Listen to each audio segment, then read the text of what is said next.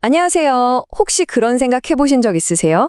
내 평범한 일상, 그냥 일기장에 끄적이는 그런 기억들을 어떻게 하면 한 편의 드라마처럼 정말 가슴을 울리는 이야기로 만들 수 있을까? 오늘 바로 그 비밀을 함께 파헤쳐 보겠습니다. 우리 머릿속에는 정말 수많은 기억들이 스쳐 지나가잖아요. 근데 신기하게 어떤 기억은 그냥 희미해지고 어떤 기억은 평생 잊지 못할 이야기로 남는단 말이죠. 도대체 그 차이가 뭘까요? 오늘 우리가 파고들 핵심 질문이 바로 이겁니다. 그 비밀의 열쇠가 바로 생활문이라는 것에 있거든요. 생활문, 말 그대로 생활 속 경험을 쓰는 글인데요. 이게 그냥 단순한 기록이랑은 차원이 달라요. 내 경험에 의미를 불어넣어서 다른 사람의 마음까지 움직이는 그런 이야기로 만드는 기술인 거죠. 자, 그럼 이 생활문이 뭔지 좀 더 자세히 들여다볼까요? 자, 이 표를 한번 보세요. 일기랑 생활문 차이가 확 보이죠? 일기가 오늘 뭐 했다. 이렇게 하루의 일을 쭉 나열하는 거라면 생활문은 꼭 오늘 일이 아니어도 돼요. 과거의 어떤 경험이든 괜찮습니다. 근데 가장 중요한 차이는 바로 이거예요. 핵심 요소. 생활문은 그냥 사건 나열이 아니라 반드시 주제와 구성이라는 두 가지가 있어야 해요. 이게 바로 평범한 기록을 특별한 이야기로 만드는 진짜 열쇠인 거죠. 그럼 첫 번째 열쇠부터 한번 살펴볼게요. 바로 이야기의 영혼이라고도 할 수 있는 주제입니다. 주제가 없는 글은 목적지 없이 떠다니는 배나 마찬가지거든요. 그럼 이 중요한 주제라는 게 대체 뭘까요? 주제를 제대로 알려면 먼저 글감이라는 것부터 알아야 해요. 이 둘을 헷갈리면 안 되거든요. 글감은 아주 간단해요. 그냥 내가 무엇에 대해 쓸 건가 하는 거죠. 이야기의 재료예요, 재료. 예를 들어서 나 어제 친구랑 다퉜던 일에 대해 써야겠다라고 마음먹었다면 친구와 다퉜던 일, 이게 바로 글감인 겁니다. 쉽죠? 자, 그럼 주제는 뭘까요? 주제는 그 글감을 통해서 내가 진짜 하고 싶은 말이에요. 바로 메시지죠. 똑같이 친구와 다퉜다는 글감으로 글을 쓰더라도요. 어떤 사람은 사소한 자존심 싸움보다 친구가 더 소중하구나라는 깨달음을 전하고 싶을 수 있잖아요. 바로 이 핵심 메시지, 이게 이야기의 방향을 딱 정해주는 주제가 되는 겁니다. 자, 이게 아직 좀 헷갈리신다면 우리한테 아주 익숙한 이야기 있죠.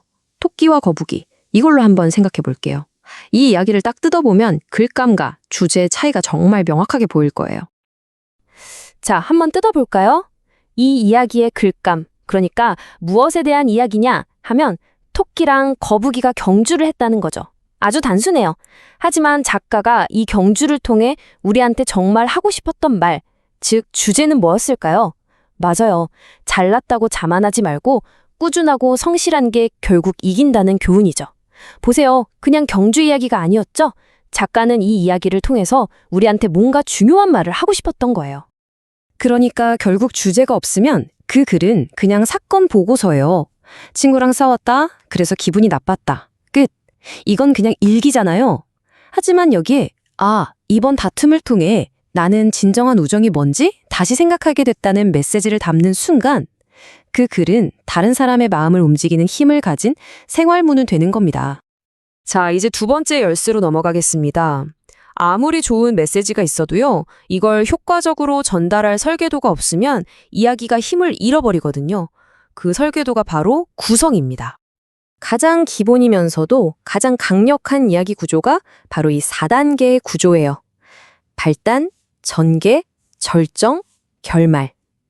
우리가 보는 영화, 드라마, 소설, 거의 모든 이야기가 사실은 이 뼈대를 따르고 있거든요. 그만큼 수천 년 동안 검증된 가장 효과적인 방식이라는 거죠. 이 4단계 구조가 좀 딱딱하게 느껴지세요?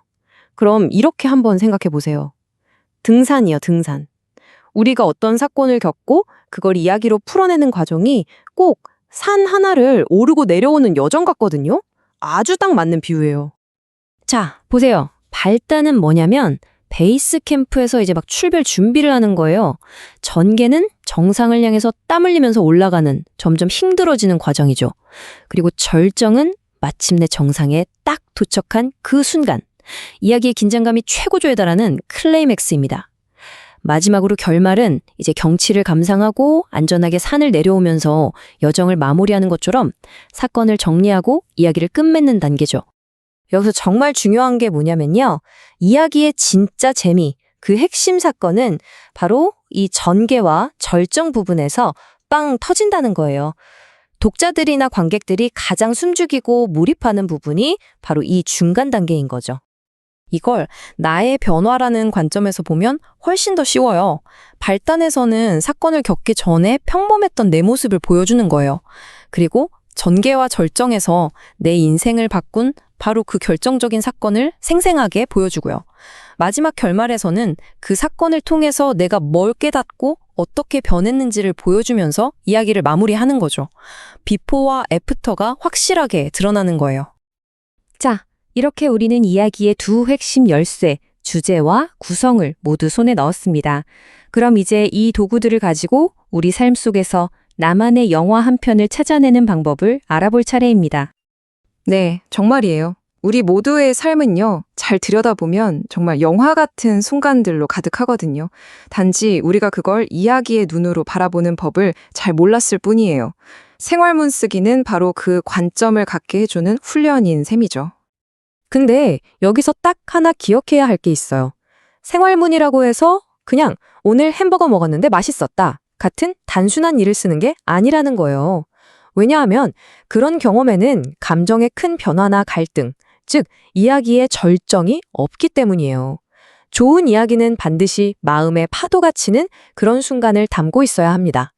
그럼 내 인생의 영화 장면은 어떻게 찾을 수 있을까요? 자, 이런 순간들을 한번 떠올려 보세요. 내 감정이 막 요동쳤던 순간, 어떤 위기를 간신히 극복했던 경험, 혹은 그 일을 계기로 내 생각이나 인생이 확 바뀐 것 같은 기억. 바로 이런 기억들이야말로 여러분의 삶 속에서 빛나는 영화 장면이 될 수 있는 훌륭한 재료들입니다. 뭐 엄청나게 거창한 사건일 필요는 전혀 없어요. 예를 들어서 어릴 때 마트에서 엄마 잃어버렸던 기억 다들 한 번쯤 있지 않으세요? 그 아찔했던 기억 속에는요, 엄마를 잃어버린 위기, 울면서 찾아 헤매는 전개, 그리고 마침내 엄마를 다시 만났을 때의 안도감이라는 절정, 그리고 그 후에 얻은 교훈이라는 결말까지 다 들어있어요. 이렇게 사소해 보여도 그 안에 이야기의 구조를 담을 수 있다면 뭐든지 훌륭한 소재가 될 수 있습니다. 자, 오늘 우리는 평범한 내 경험에 주제라는 영혼을 불어넣고 구성이라는 뼈대를 세워서 한 편의 멋진 이야기로 만드는 법을 알아봤습니다. 이제 여러분의 차례입니다. 한번 기억의 서랍을 열어보세요. 그 안에는 어떤 영화 같은 순간이 잠들어 있나요? 당신의 삶에서 당신은 어떤 영화를 이야기하시겠습니까?